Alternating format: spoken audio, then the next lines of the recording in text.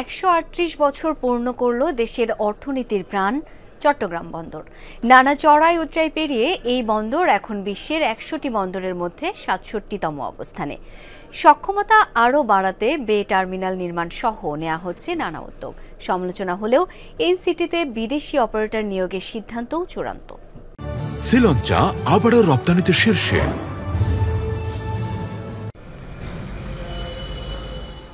মাত্র ৪টি জেটি নিয়ে ১৮৮৭ সালে চট্টগ্রাম বন্দরের যাত্রা শুরু।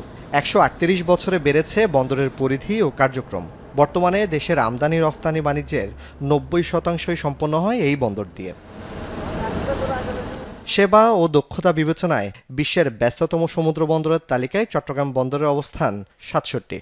সক্ষমতা আরও বাড়াতে ২০২৯ সালের মধ্যে মাতারবাড়ি গভীর সমুদ্র বন্দর এবং ২০৩১ সালের মধ্যে বে টার্মিনাল চালুর কথা জানান কর্তৃপক্ষ। মাতারবাড়ি ডিপ সিপোর্ট আগামী ২০২৯-এর মধ্যে অপারেশনে চলে আসবে ইনশাল্লাহ। ঠিক একইভাবে বে টার্মিনাল ২০৩১-এর মধ্যে আমরা আশা করছি। তো এই দুইটা হয়ে গেলে তখন কিন্তু আমাদের সক্ষমতা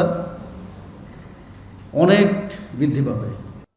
১৩৮ বছর পূর্তি উপলক্ষে আয়োজিত মতবিনিময় সভায় বিভিন্ন পরিকল্পনা তুলে ধরেন বন্দর চেয়ারম্যান। এনসিটি বিদেশিদের হাতে তুলে দেওয়ার প্রচারণা বিভ্রান্তিকর বলে দাবি করেন তিনি।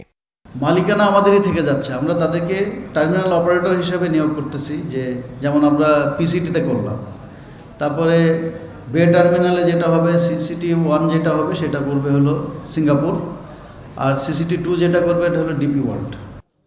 আগামী জুনে বন্দরের কার্যক্রম শতভাগ ডিজিটালাইজেশনের আশা কর্তৃপক্ষের। কাস্টমস এবং বন্দর দুই প্রতিষ্ঠানকে আসলে একসঙ্গে কাজ করবে। জোবায়েত ইবনে শাহাদাত, যমুনা নিউজ, চট্টগ্রাম।